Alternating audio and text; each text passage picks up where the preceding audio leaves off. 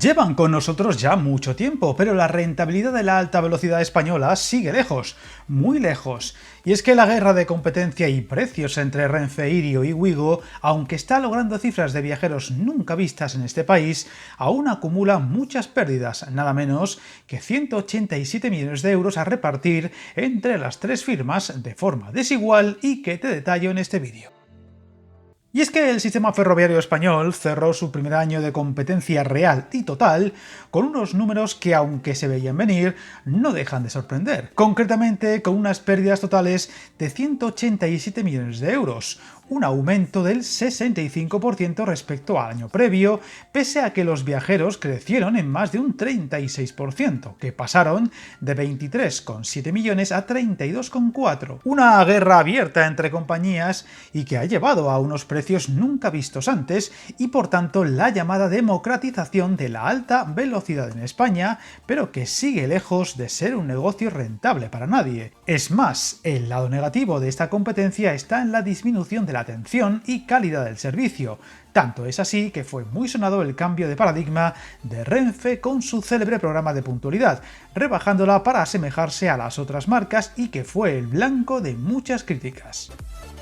Todo indica que este aumento de los números rojos de las tres firmas se debe, entre otros motivos, a la tensión inflacionaria todavía al alza en el año que dejamos atrás, sin subida de precios y unos costes crecientes por los mayores salarios y gastos operativos, pues desde que Irio y Wigo arrancaron sus operaciones en España, ambas compañías han superado los 100 millones de euros de pérdidas acumuladas, traducidos especialmente por el esfuerzo inicial que requiere algo así. En concreto, Irio acumula pérdidas por 109,2 millones desde 2020, mientras que en Wigo se eleva esta cifra hasta los 121,3 desde 2019, cuando fundó la filial en suelo español. Unos números que dejan en evidencia que la acusación de Óscar Puente meses atrás, especialmente contra la firma Gala, por su política de precios, no iban ni mucho menos desencaminadas. Unas cuentas que están perjudicando a Renfe, incapaz de hacerles frente sin aumentar sus números negativos. Viajar en tren nunca fue tan fácil. En trenes.com encuentra y reserva tus billetes de Renfe, Wigo, Irio y muchos otros países europeos. Vive experiencias únicas a bordo y recuerda, si vas sobre raíles, está en trenes.com.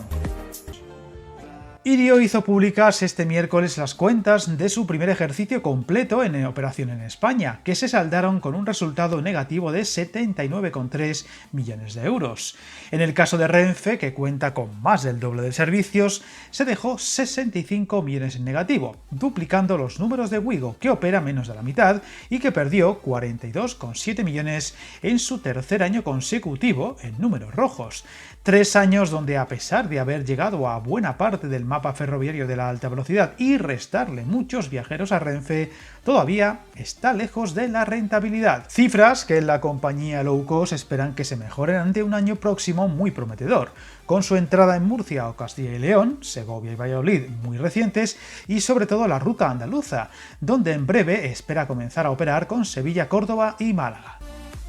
Hay que matizar que los números de Irio son especiales, ya que la compañía italo-española, a pesar de triplicar las pérdidas del año anterior, son ejercicios muy dispares, ya que operó los últimos 37 días del 2023, un arranque que se saldó con 25 millones de pérdidas. Una Irio que tiene el difícil equilibrio de competir con el AVE de Renfe, pero con mejores precios, sin bajar su calidad, y que poco a poco va logrando hacerse un hueco en el viajero frecuente, donde su reputación es bastante buena, su gran mercado, aunque todavía lejos de los niveles de ocupación en sus trenes que tienen Renfe o Wigo, su talón de Aquiles, aunque su negocio siempre fue pensado a más largo plazo que a corto. De hecho, su media es de un 65%, los de Renfe rondan el 70% y los de Wigo no suelen bajar del 80%.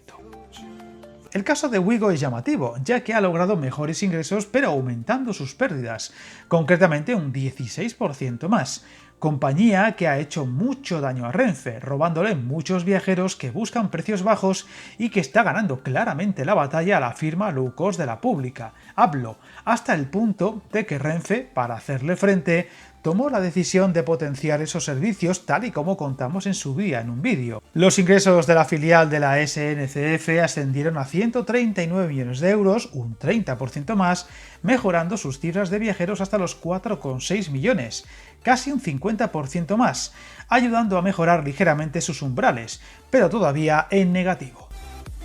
Por último, Renfe parece tratar de buscar su nuevo sitio en el mercado, aún con el pie cambiado ante la competencia, una forma de actuar muy criticada por algunos actores del sector, como los sindicatos, que recuerdan que la rentabilidad no debería ser la principal premisa de Renfe, sino el dar un buen servicio público. Renfe cerró el año con 65 millones de euros en pérdidas, 14 más que el año anterior, y ahora busca reducir gastos para cuadrar sus cuentas, con un plan de eficiencia que contempló prejubilaciones de personal y medidas como el cambio en la política de indemnizaciones por retraso, igualándose a las de sus competidores. Medida que contrarrestó con un nuevo programa de fidelización basado en los llamados puntos Renfecitos para premiar a sus usuarios más fieles.